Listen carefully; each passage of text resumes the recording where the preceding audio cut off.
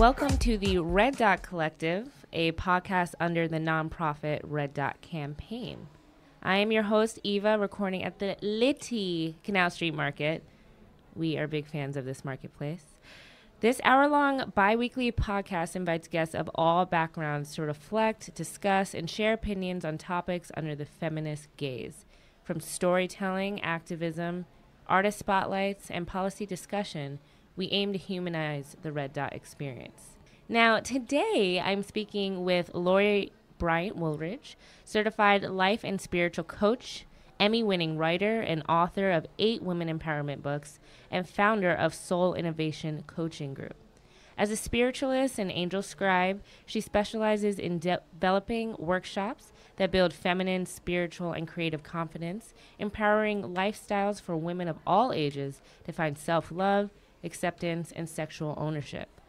During the time of #MeToo, challenging the patriarchy with momentum, how can we protect ourselves from the triggering abuse, and in the words of Lori, harnessing our pain for collective gain? Now, thank you so much for being a part of the first podcast that Red Dot is holding. I am thrilled to be here and so proud of you all and the work that you're doing. So thanks for having me. So, tell me a little bit about your background. Well, I'm a writer at heart. That's what I have been doing since I was a kid. And through my writing journey, I have come to learn so much more about myself and what my own purpose and mission in life. It's funny when you get to my age, which will remain a secret, but it is advanced enough to have enough life behind me that I can look back at it and really begin to connect some dots. Mm-hmm.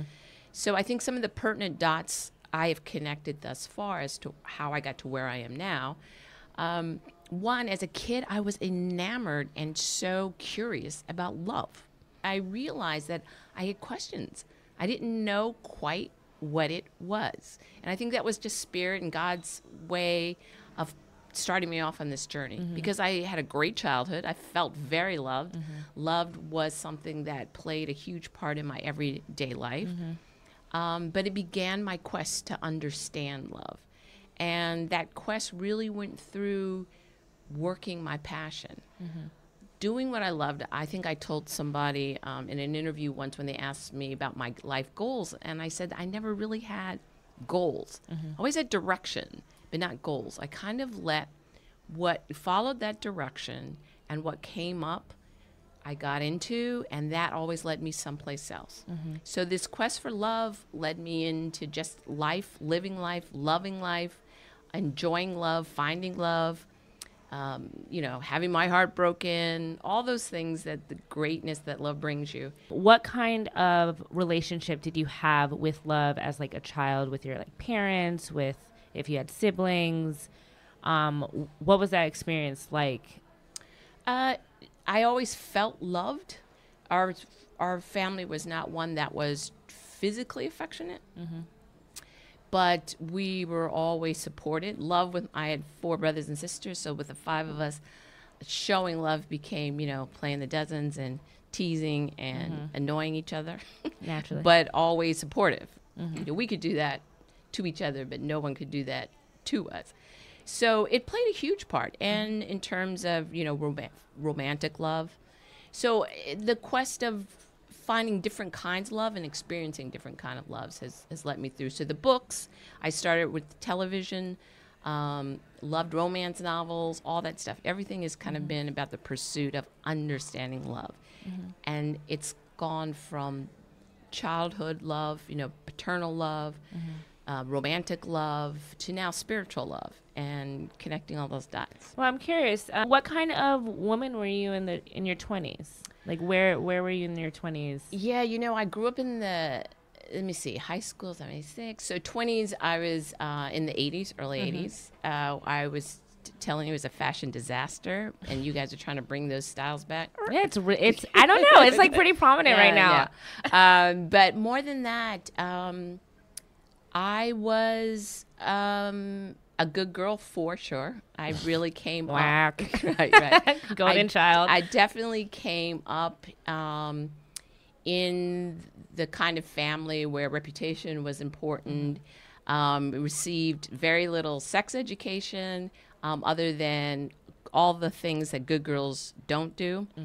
But I was a little bit of a maverick, a little bit of a free spirit in my own way. I stepped out of the box in places that felt honest to me. I wasn't a rebel. I just was curious, and I think that's something that's led me through my entire life, early 20s to that curiosity. Yeah. And being in touch with my own sense of integrity and moral compass. Now, so you were in the 80s. Where were you living at? I grew up in California Bay Area, Yeah. and then my whole family moved back to the Maryland, D.C. area for high school. Okay. Went to college in that area. Okay. And then I moved up to the New York area. All right. New York in the 80s. That can make a good girl go a little bad. I'm not going to lie. Okay, so you mentioned that you were a writer for ABC. So you were a writer when you were in your 20s. And then what did you experience working at such a corporate office? Any, I don't know, examples? I don't want to get too personal, but examples of like harassment that it seems to be prevalent now. When you worked in different corporate offices, doesn't necessarily have to be ABC. Did you experience any harassment, or that maybe you didn't even consider was harassment then, but when you look back now, may have? Yeah, so? and everything is perspective, right? And so I remember, so I worked at the ABC television network, late 80s for about 7 years. In a pretty much male-dominated, there was another colleague of mine that was a female. We were on the same level, and then we had a secretary. And there were remarks made. I remember, walking in, and one of the bosses said, "Oh my God, you look like a popsicle, just like delicious," things like that. I'm going to be honest with you. I didn't take that as a harassment. I took that as a compliment in a way, but the intent behind it did not feel harassing. It felt like a kind of a wacky, stupid little compliment, but it didn't feel intentionally disrespectful. And I think that's something that's really important, that you understand the intent of somebody. And so I have had times when people have said things that rub me the wrong way, or I back up and say no, because you can tell the energy of the comment that accompanies the words. The intent is different.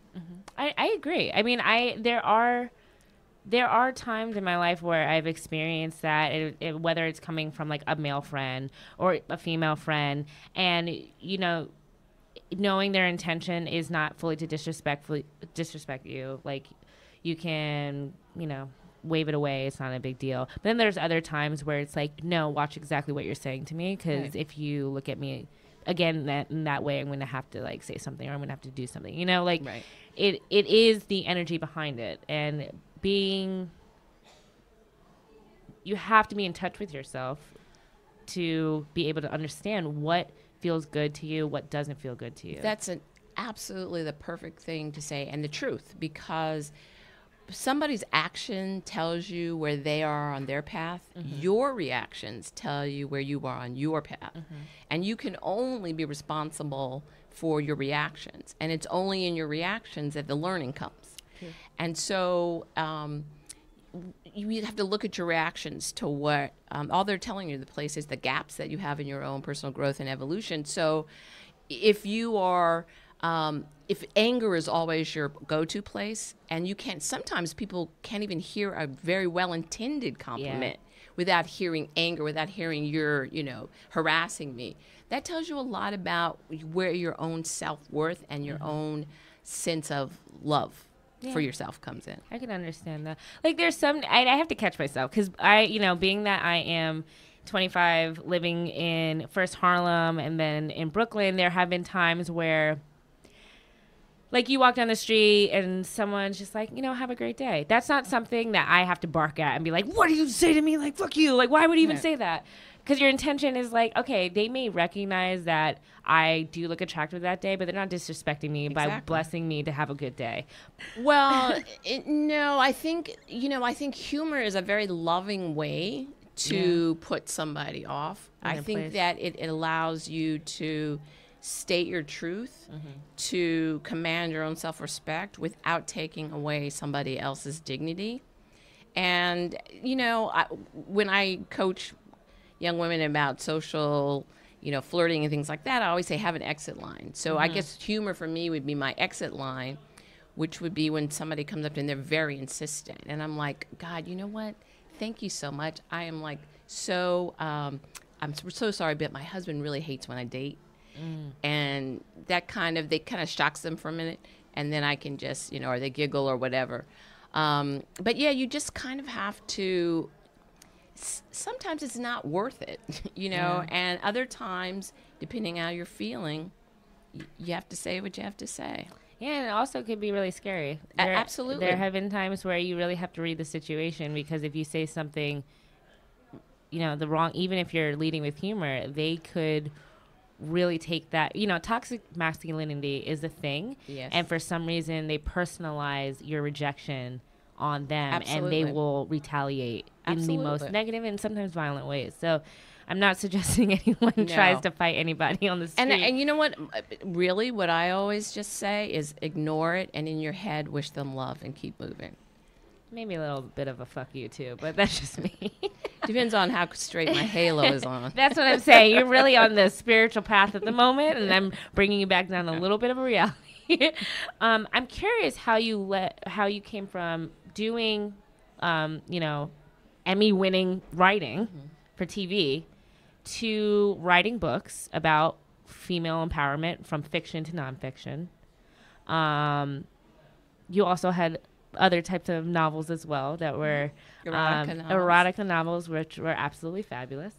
And then leaning into a more spiritual life coaching. How is that overall transition in your career? Because you've touched on a lot of things, but as you said, writing has always been your number one, and it seems like you have applied that into every different career shift you've had. Yeah, and it's really interesting, again, having the blessed ability to look back and connect dots. And I would say to anybody, no matter how old you are, begin to do that, because it leads you to yourself. It leads you to your truth.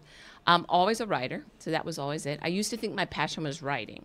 And as I wrote more and more, I recognized that my passion was teaching and my tool was writing.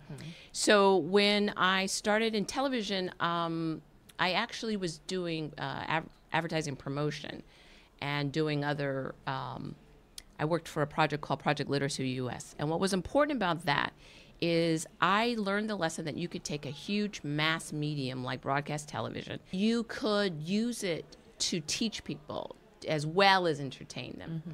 And when I got an idea for a novel, that's what my thought was, using fiction to entertain people, but to teach them as well. And so my novels have been sort of literary in theme, but, trashy beach reads. So classic! Right. We all need them, but we receive the information so well. Exactly. And I feel like for women in particular, fiction can be great self-help. So as a writer, as a supplier, I made it and make it my business to create characters with the issues and problems and realistic thoughts and questions about it, so that the readers can see themselves in it. My goal was never to convince you to my point of view. My goal was always to make you think. And that's an important distinction, because as I wrote more, it became, see, when you're trying to convince somebody, that's about your ego speaking. All I want is for people to look at their own truths. Where do those truths come from? And if they're just, people have thrown them at you and you've taken them on yourself, that's why a lot of times your life doesn't feel right, because you're living somebody else's rules and truth. And you're not asking the questions. Exactly. And to get to know yourself. Right. So with each book, I started asking more and more questions. The first book was about why, how we all lie. What was the book name? It was called Read Between the Lies. Okay. And we all lie. But does the quality of your intent make a lie any less a lie? If you're lying to help somebody, is that any worse or better than lying to hurt somebody? So we looked at that. My second book was called Hits and Misses, and that looked at love and how we think that we're only supposed to love just a very few people in our lives, this box. But so many times, especially when we're stuck, Spirit sends us these angels that come in ways and impact us so immediately with the vulnerability, the intimacy, all that. And we shove them away because I'm married. I'm not supposed to love you like that. So I wanted to look at that. It was the third book that began a switch into a new direction, and that was called Weapons of Mass Seduction. And I wanted to look at how women become these feminine, sexy, sexual beings. And I created a workshop in the book that my characters took in the first part of the book. And then in the second part, you saw what they learned, how it impacted their life. So when I was on the radio and stuff promoting it, people would call me and ask me to come do the workshops. Wow. And then I had to like make up the workshop. You're like, that wasn't a real thing, but well, no, you don't tell them that. Yeah, right. It's like, you ride a horse? Absolutely. Fake it till you make it. Right, That's exactly. Fake it till you make it is good. It's a strategy. It's not a lifestyle. I'm just saying that. But so when I would go out and do the workshop, then people would come to me and ask me, can I talk to you privately, blah, blah, blah. And that's how the life coaching started in terms of the feminine confidence. Isn't that amazing? Yeah. How organic that it is. Wow. Following your passion. Wow. I mean, okay, so now you're on a spiritual life coach chapter in your life at the moment. Yes, which is crazy because that led into more. And as I wanted to expand my coaching and with more training. And so I decided to go to the spiritual side because I'm myself spiritual.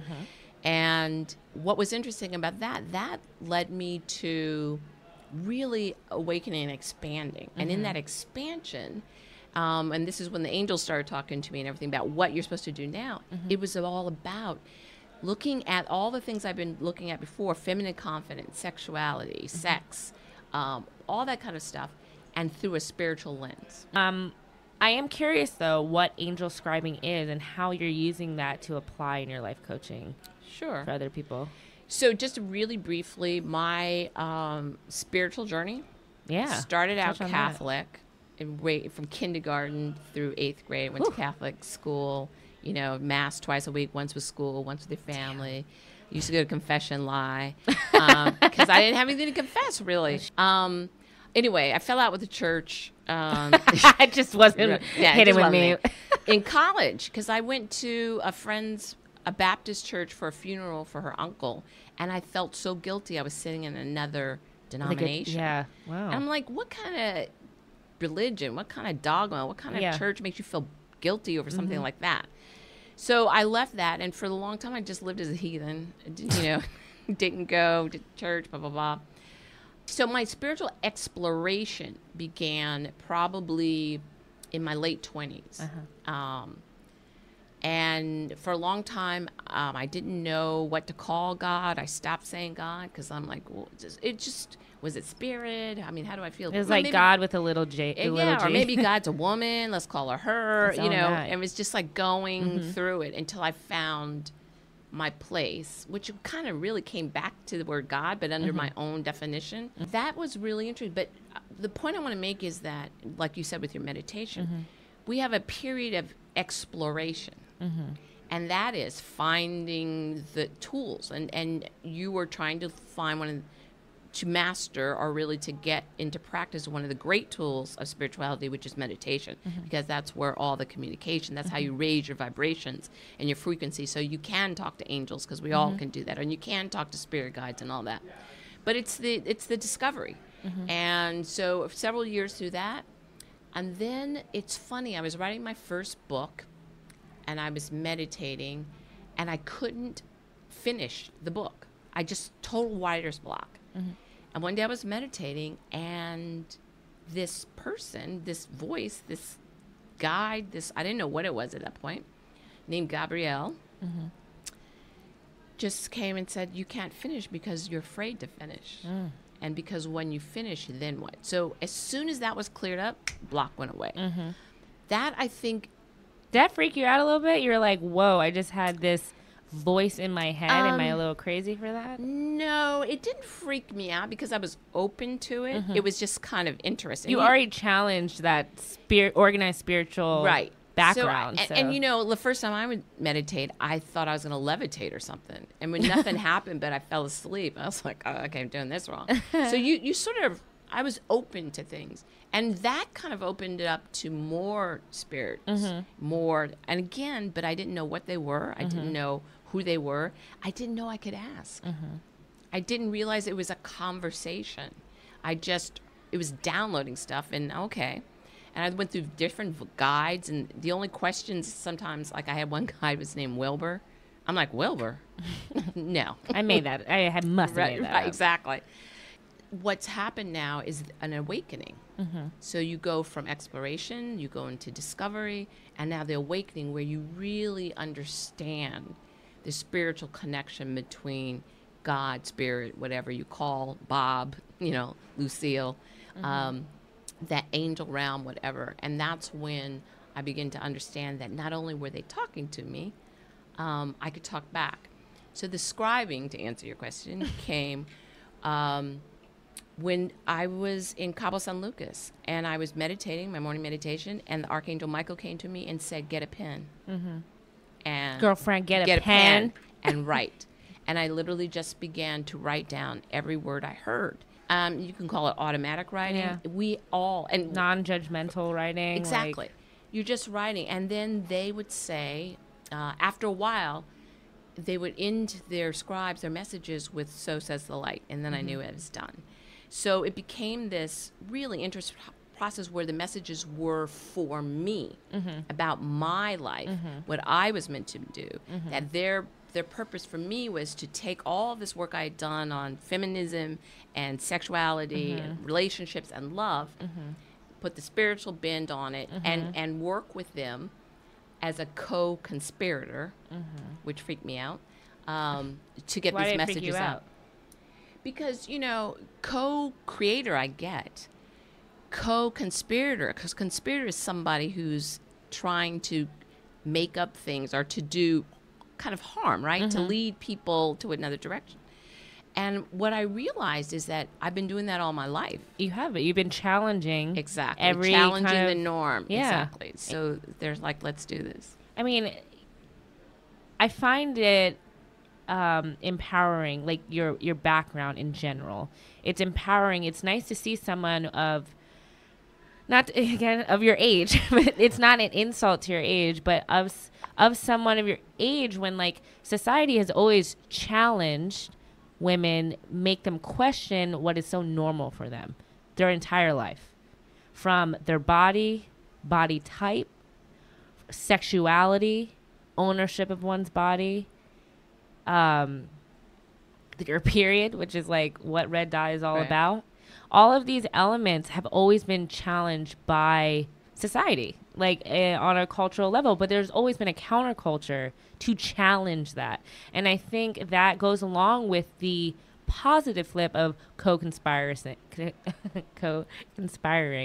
to help uplift a new community, new way of thinking, new perception. Absolutely. And, you know, one of the amazing things that's happening, which put me on this journey of writing this new book called Purple Prose, which is insights from the angel realm on love, sex, relationships, and the feminine awakening. Hello. Is the idea that the age that we are in. And so it started out with first the Archangel Michael, and then as I progressed, some other spirit guides came through.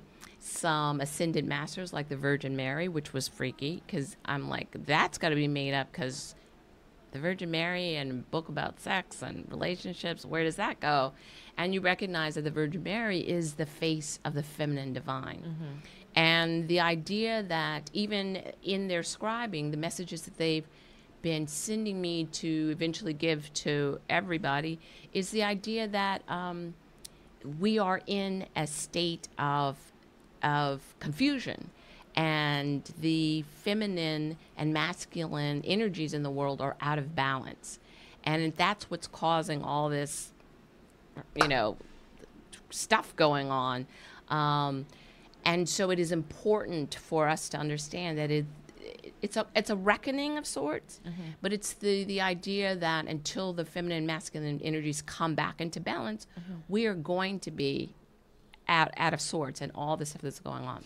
I mean, to be honest, I feel as if those energies have never really been balanced. On a public level, it has always been such a challenge for women just to be able to experience that balance. I feel like there has, I know I could be wrong, but I feel like there has never been a balance to say. I feel like it's always been a masculine hierarchy,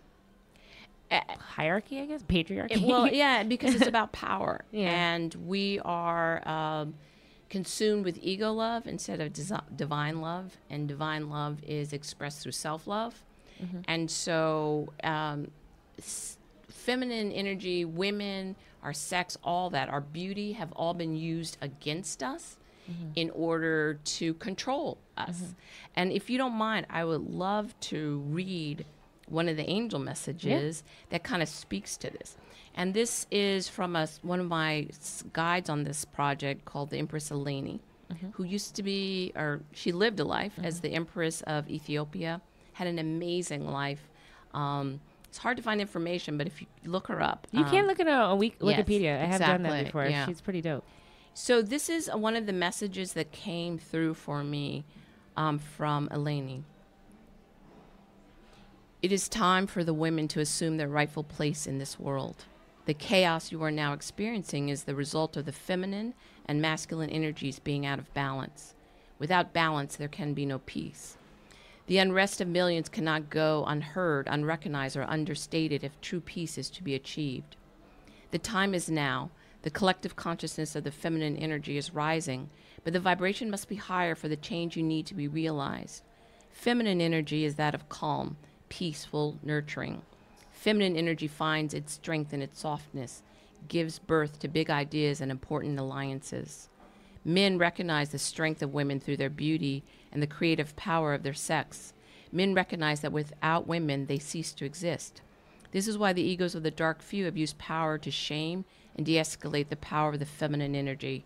They use her sex, her form, her mind against her in order to regulate her useless, to quiet her power and shame her into submission.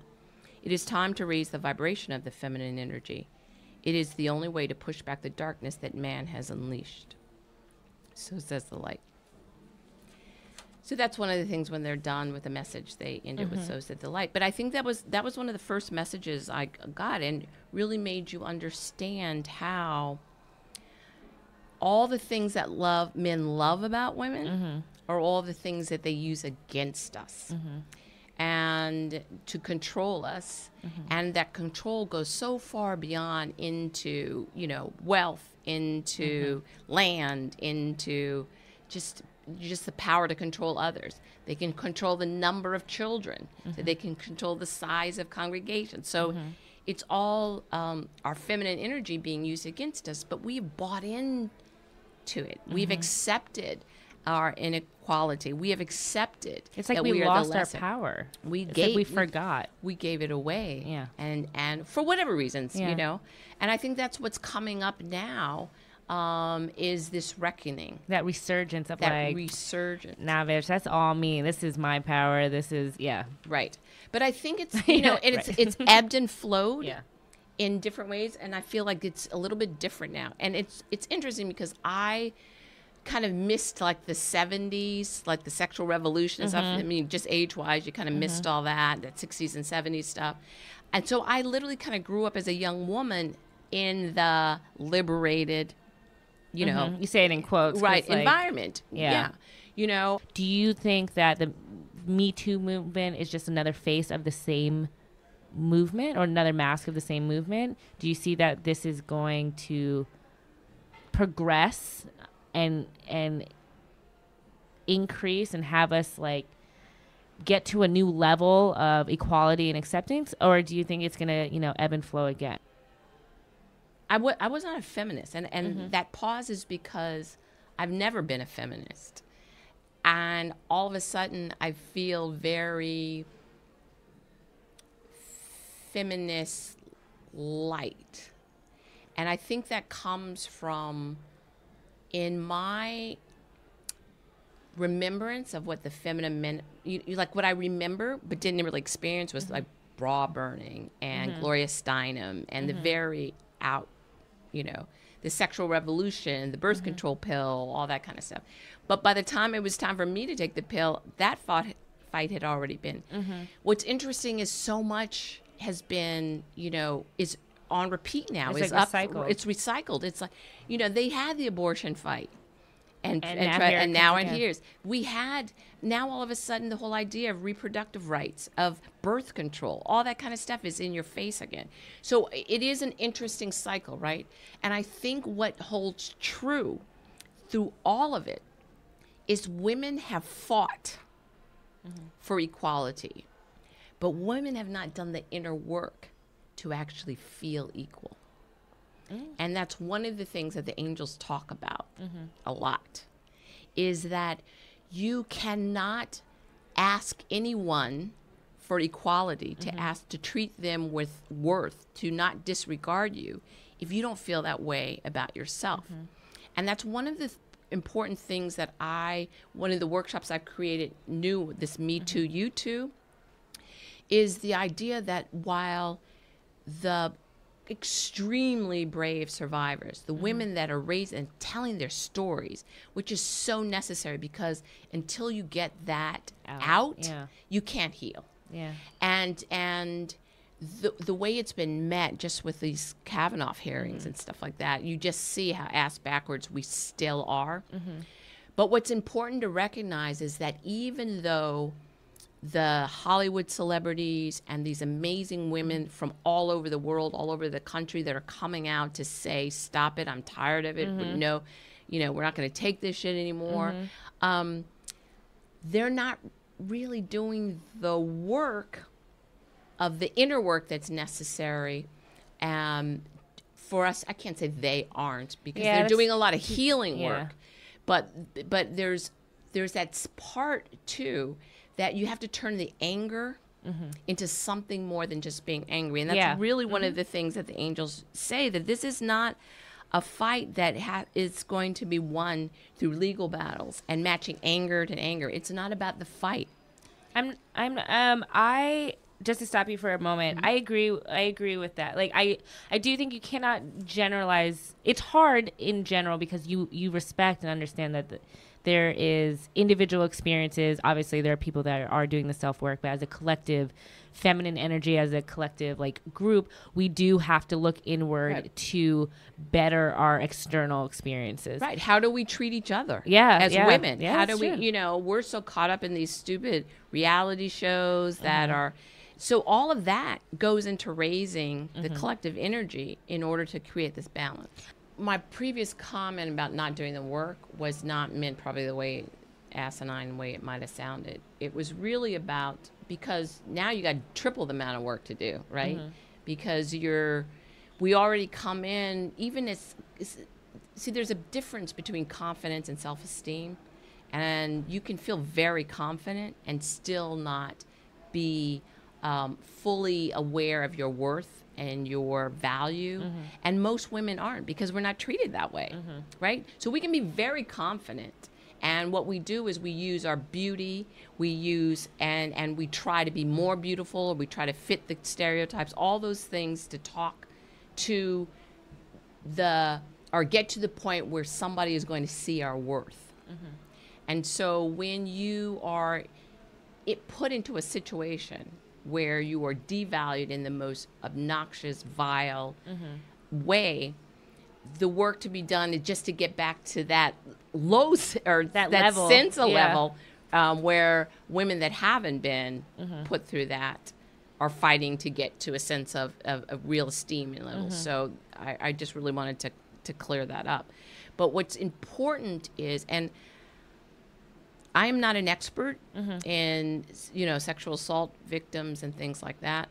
So I tread very lightly on that. The work that I do with women about their own feminine confidence is really from those kind of levels of what society has placed on us.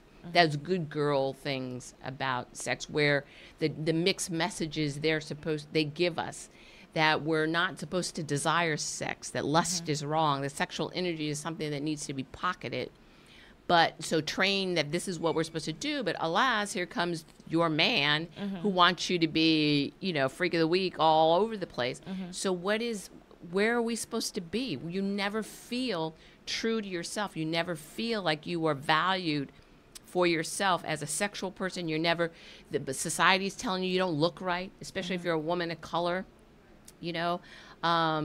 So we have to do the work, part of the Me Too movement, to make it a movement, to raise that feminine energy up, the vibration, so we can match it, is to do the work on ourselves. We all have a part to play. Yeah. And it's important that we transform the anger into self-love. And I think what you all are doing, the Me Too survivors, is so important and necessary. And again, for your own personal healing, but to help the whole world heal. Because, this Me Too thing is going, it's all over the world. I mean, even like there's a Me Too mosque. Oh, is there where really? Women who have been harassed and sexually abused, like on their pilgrimage, the Hajj, have created. So that is so. Wild. It's all over the world. Israel, Sweden, China. I mean, all over the world. It's important that we keep this moment going. But women who have not been sexually assaulted, we have work to do too. And we have to work on our own selves to have that self-respect, that self-worth, so that we're not asking for something we don't already feel for ourselves. Because that's the only way, as you all keep this on the forefront and keep it moving. And the righteous anger that you have, that so many are turning into, it's like, I'm not a victim. I'm gonna, you're a survivor. You're not. Right, exactly. We have to match your energy. That momentum, yeah. Right, so that the movement really ceases to become, please give us a place at the table. Because when you don't define yourself, you allow other people to define you. And that's what women have kind of done collectively all over the world. We've let men define us based on what their needs of us are. And that it takes us a lot of introspective work to be like, oh shit. Like, you're right. Whoever's in power is going to give you that definition if you allow. And it's so, in a collective group, it's hard for, in the past, it was hard for people to challenge that. And that's why those that have challenged that have gone down in history and recognized as like a powerhouse, someone who is like, I challenge this norm. Right. And like Anita Hill. Right. Like, I'm challenging this. That's why I'm going down to history, because enough is enough. So if we did this all collectively, did the work. Right. But what's important is it's a big ass problem, isn't it? And it looks insurmountable. Yeah. And so, the human nature is, it's a big ass problem. I'm only one person. What can I do? And the answer is, if you work on you, one woman works on her own sense of self-love, self-worth, understanding that being yourself can never be wrong, understanding that loving yourself is the same as loving the God and the divine, and like energy attracts like energy. Just one woman.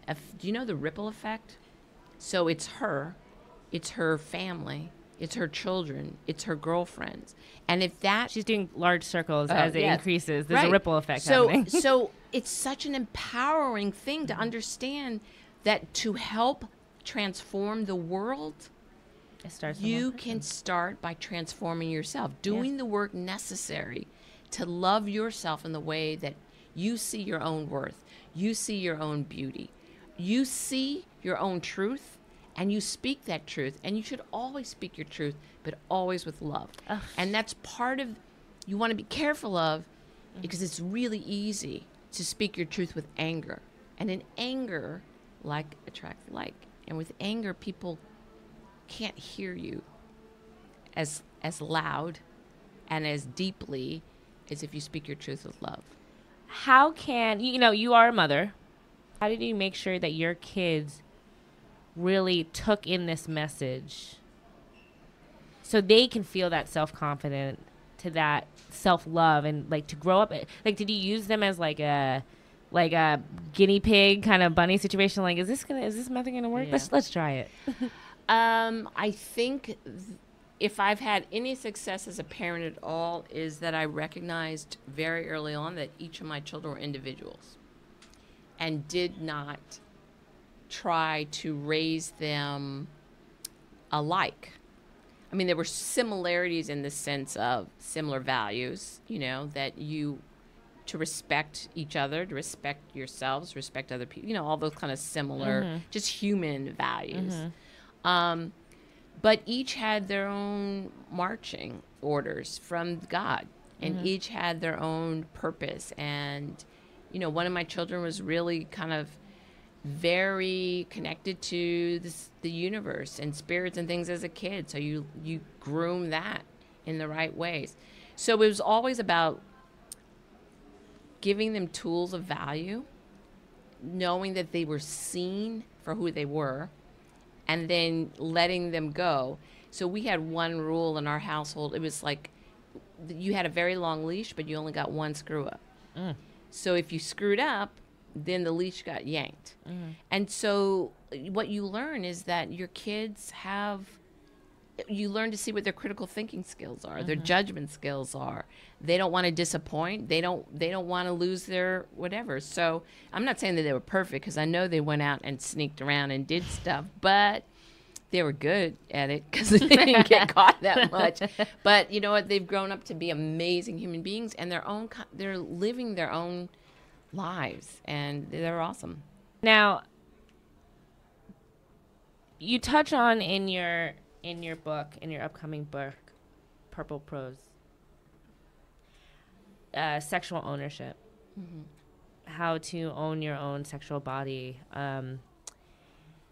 I do believe that we're in another resurgence of like the sex revolution, where specifically women are really taking hold of their sexuality, their sexual orientation. Early middle school kids, elementary school kids are recognizing that they may not be born with the body that they perceive or feel, that gender is just a social construct, that it doesn't matter who you love. What are the angels? How have you perceived that that revolution that celebrates sexuality, and owning one's body, and to be sexually free as long as that's Right. kind to themselves? So as I have done more and more scribing of the angels, what I've really learned is this nutshell, the takeaway.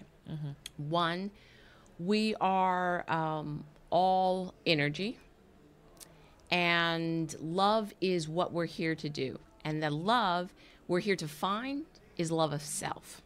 How do we find the love of self? We find it through others. So each relationship is one of student-teacher. And every relationship is a mirror to help you find the gaps where you are, need to fill in order to be complete as your own soul and spirit.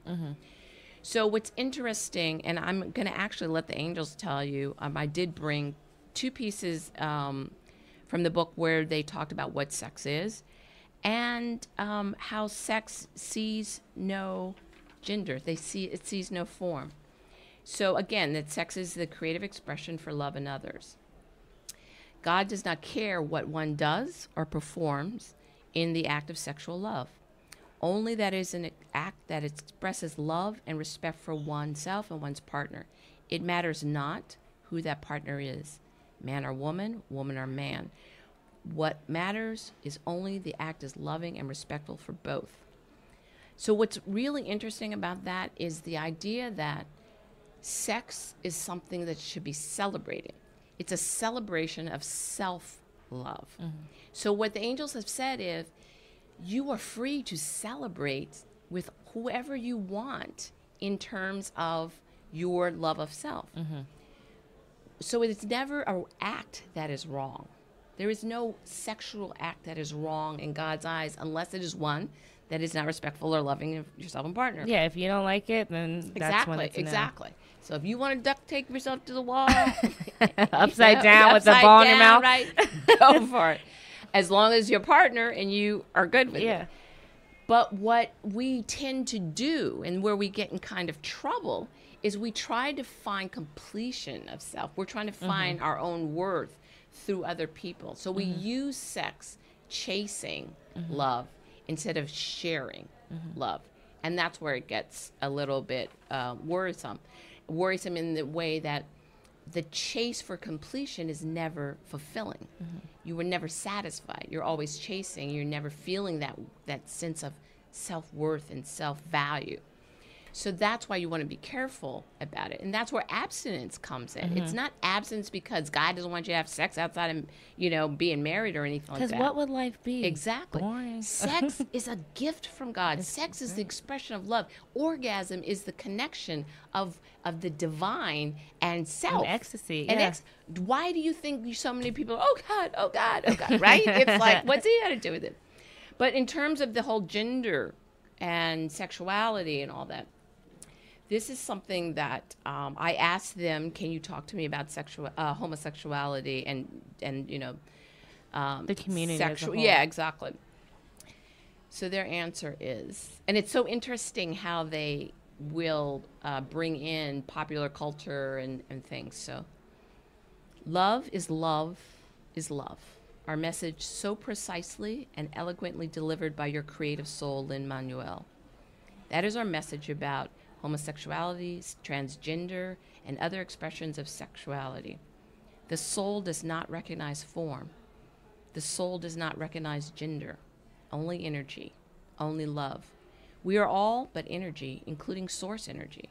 Without bodies, how could we be recognized? Through feelings, through knowing, through our love connections. It is the ego's need for recognition and power. It places all matter into categories that can be recognized and judged. Other than dark and light, you cannot put energy into categories. There is no difference. Love seeks love. So basically,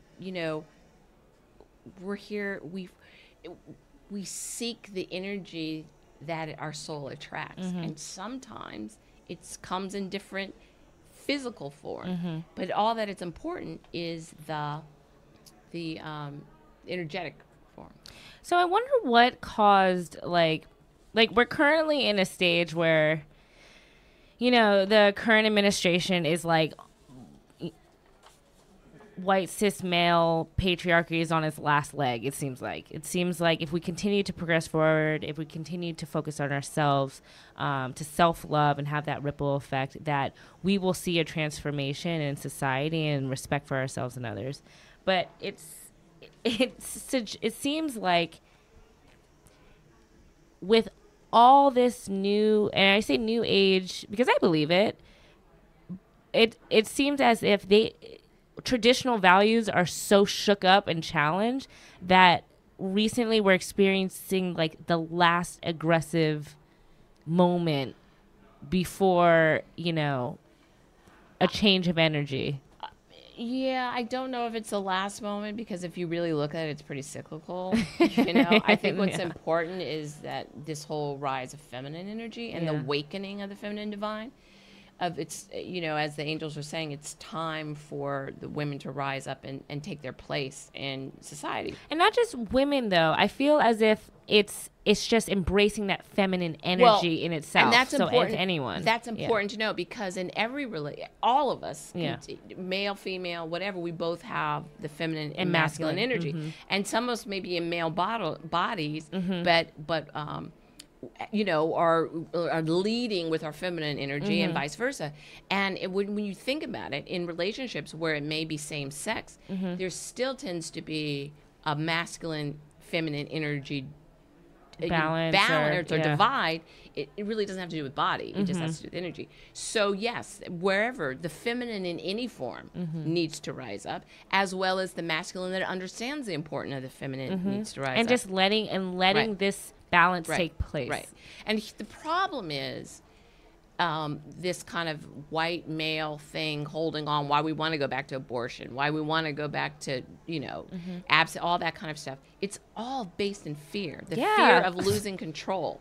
And the more women rise up, the more people of color rise up, all that stuff, that feels like the fear of I'm not going to have.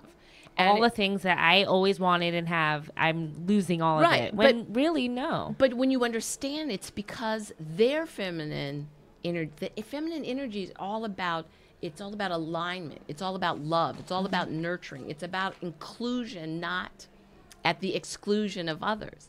It's about peace. It's about unity. Nurturing. So can you imagine if we have the strength, the protectiveness, the cojones of the male energy, but we balance that with all that nurturing and love for all, and amazing this world would be. But because they're afraid of losing that, because they have turned the feminine against not only ourselves, but against them in a way. All the things that they need to have a balanced life, they're saying no, because think about the power, the ability to create life. Think about men are mesmerized, or women, the masculine energy, I should say, mesmerized by the power of the feminine energy and her sex, right? They feel powerless. So they're hanging on with fear. We've got to break through the fear, and we cannot do it through just trying to match their masculine energy with our feminine anger and aggression. Yeah. And that's why it comes back to each one individual to work on his or her feminine energy, to bring it into balance, to bring that self-love into ownership. Because with that, you don't need to judge. When you love yourself, you don't need to judge others. When you love yourself, you don't need to question others' lives, because you're like cool doing your own. So all the things that we want, no matter what our sexuality, no matter what our status in life, our color, whatever, if we would just find that in ourselves, the ripple effect is amazing. You can transform the world by transforming yourself.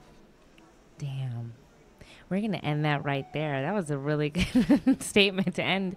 I want to thank you so much, Lori, for being a part of the Red Dot Collective podcast. Before we go, though, when can we see your book?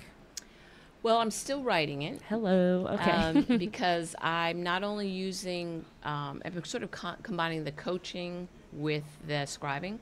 So scribing all of it, and then creating exercises, things that you can do to incorporate what the angel messages are into your own life, so that you get that positive self-growth. So it's probably next year, hopefully. Fabulous. How can people find you? Like, say if they want coaching. Yes, definitely. You can go to soulcoach.co. So it's SOL coach.co.